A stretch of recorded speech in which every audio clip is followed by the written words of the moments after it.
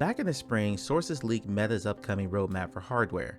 The one I found most interesting was Project Ventura, a value-driven low-cost headset to launch in 2024, less than a year after Quest 3's launch.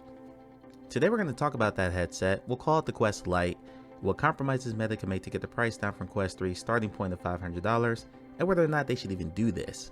I wanted to make this video weeks ago, but I waited until we got an official Quest 3 announcement and more info about the specs. We have that now, and looking at the Quest 3 on paper, what do you take away from this to lower its price? Do you change the controllers, lenses, cameras, chipset, storage, features? First off, I think there are some non-negotiables. Meta's made such a big deal about the improved color pass-through and mixed reality that I don't see them dropping the depth sensor in color cameras. Likewise on the pancake lenses, I'm convinced pancakes will be the industry standard going forward, and as a lover of pancakes, I am perfectly fine with this. Ditto for the new chip, the Snapdragon XR2 Gen 2. Quest 3's depth correct color pass-through, new tracking model, and increased resolution will need that chip's extra horsepower to keep them running smoothly. I can't imagine the Quest 2's chip being able to handle that load, so the chip stays too. Aside from those, I feel everything else is fair game, starting with the controllers. I've been researching inside-out tracking and hand tracking for a future video. In a previous video, I covered Andrew Bosworth's breakdown of how the Quest 3 tracking will work. Long story short, it'll be a combination of traditional IR tracking combined with artificial intelligence algorithms and hand tracking. Nothing in my research suggests to me that this can't be done with the Quest 2's controllers. Assuming those controllers are either cheaper to manufacture or already have thousands if not millions just sitting in warehouses, this is one avenue to cut costs.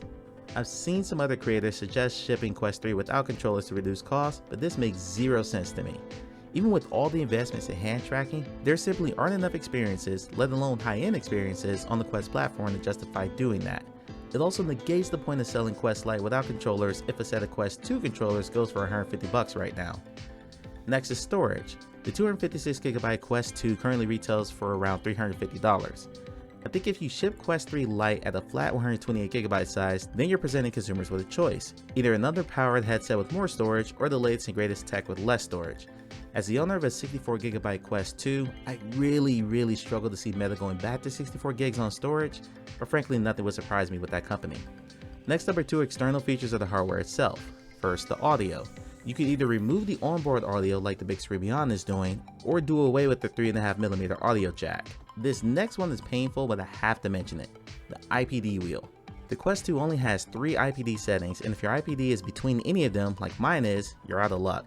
I was over the moon to see Quest 2 would come with an adjustable wheel to fine-tune the IPD. As much as I don't want to see this, they could go back to the standard 3 settings. I have no idea how much more expensive it costs to do the wheel versus 3 presets, but I had to put it out there. So with all that said, why even make this headset? Looking around the gaming world, Nintendo did release a Switch Lite, where they converted the Switch into a permanent handheld, removing the TV dock and the ability to detach the Joy-Cons. Switch Lite currently sells for $200, $100 less than the base model. PlayStation has a digital version of the PlayStation 5 that doesn't include a disc drive or Blu-ray viewing, also for $100 less. The Xbox Series X has double the internal storage of the Series S, along with a better processor, higher max resolution, a larger form factor, and a Blu-ray disc drive, all for $200 more. Of those examples, Sony is the only one that didn't compromise on the playing experience between their two models, which is what I hope Meta will be aiming for here. Anyone who has played a massive game on Nintendo Switch handheld versus dock know the pain a performance drop can do to your experience. Personally, I think Meta is looking at Quest Lite to be the Quest 2 replacement for the people unwilling or unable to pay $500 for the base model Quest 3. If you sell Quest Lite for $300, the current market rate for the Quest 2, you're offering an upgrade path that basically gives you the same experience at the same price. This includes PC VR.